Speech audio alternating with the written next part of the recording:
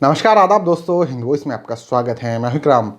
गुजरात के मोरबी में जब से हादसा हुआ और लोगों की मौत हुई, इतने सारे लोगों की मौत हो गई, उसके बाद इस मामले में तमाम खुलासे हो रहे हैं। बहुत सारे लोगों की गिरफ्तारी भी हुई है। लेकिन सबसे बड़ा सवाल यहाँ पर उभर कर ये आता है कि जब ये पुल बना, यानी कि इसका रिनोवेशन हुआ, दोबारा से बनाया गया, इसकी मरम्मत की गई, तो जाँच क्यों नहीं की गई?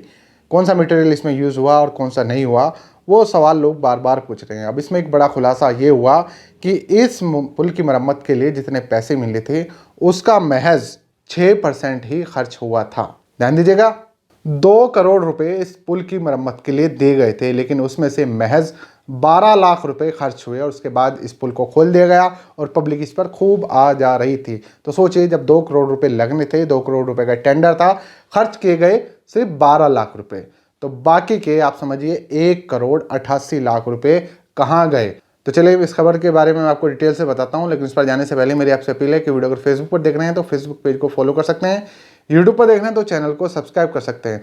तो खबर यह है कि मोरबी में जो हादसा हुआ, मोरबी पुल जो टूटा और बहुत सारे लोगों की जान चली गई, उस पुल का टेंडर जो है मरम्मत के लिए तकरीबन 2 करोड़ रुपए में दिया गया था। इस मामले में जब ये जांच हो रही है इस पूरे हादसे की, तो ये चीज़ निकल कर सामने आई है कि 2 करोड़ रुपए दिए गए थे इस पुल के लिए, मरम्मत के लिए, और इसमें से सिर्फ 12 लाख रुपए खर्च किए गए। इस पुल को सिर्फ 6 महीने में मरम्मत करके, रिनोवेशन करके इसे खोल दिया गया और महज 6%, यानी कि जो अमाउंट दी गई थी उसका सिर्फ 6% ही खर्च किया गया और बाकी लोग डकार गए। ये पूरा हिसाब किताब जाँच के बाद सामने आया है। मरम्मत पर जो खर्च लोग कर रहे थे, जो कॉन्ट्रैक्टर था जिसका नाम देव प्रकाश सॉल्यूशन फर्म, उसके पास से जो डॉक्यूमेंट्स मिले हैं उसमें ये सारी चीज़ निकली हैं कि जितने पैसे दिए गए थे उसका महज 6% खर्च हुआ है। तो भैया फिर तो उन्होंने जानबूझ के लोगों को मरने के लिए छोड़ा है।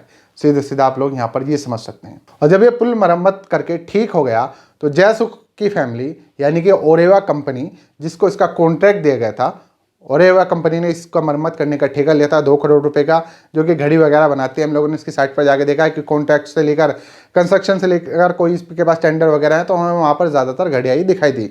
तो इस कंपनी के जो अध्यक्ष थे, उनकी फैमिली इसके बाद इस पर घूमने गई, चहलकदमी करने गई। उसमें कितने लोग होंगे, 10 से 15-20 लोग होंगे, और इस पुल की जो लिमिट थी वो 100 तक की थी। उसके बाद जिस दिन हादसा हुआ उस पर कितने आदमी थे उस दिन आप लोग अच्छी तरह से जानते हैं, तकरीबन 4 से 500, और उसमें कितने लोगों की मौत हो चुकी है। इन्होंने खुद ही ठीक किया, खुद की फैमिली टेस्ट करने के लिए चली गई, खुद की फैमिली उस पुल पर घूमी और उसके बाद जनता के लिए इसे खोल दिया गया। 15 साल का इन्हें कॉन्ट्रैक्ट दिया गया था मार्च 2022 में 2 करोड़ रुपए का, कि इसकी मेंटेनेंस का ठेका हम आप लोगों को दे रहे हैं। लेकिन खर्च कितना हुआ भाई? 6% खर्च करके जनता की जान जोखिम में डाल दी। तो एक नया और खुलासा हुआ इसमें, इसके बाद भी और तमाम इसमें चीज़ें निकल कर सामने आएगी। लेकिन सवाल यहाँ का, जिन लोगों ने कॉन्ट्रैक्ट दिया है तो उन पर कार्रवाई कब होगी? अभी तक इसमें सिर्फ वही लोग गिरफ्तार हुए जिन लोगों ने इस पर काम किया है। एमसीडी का एक अधिकारी जिसने एक तरह से क्लियरेंस देने का काम किया था, और एक कंपनी के 1-2 लोग। तो सवाल यहाँ पर यह है कि जिन लोगों ने कॉन्ट्रैक्ट दिया था, क्या उन लोगों का कोई हक नहीं बनता था कि वो लोग खुद जाकर चेक करें? सवाल बहुत सारे हैं। नीचे कमेंट कर सकते हैं, वीडियो को ज़्यादा से ज़्यादा शेयर कर सकते हैं। मिलते हैं फिर किसी नई खबर के साथ।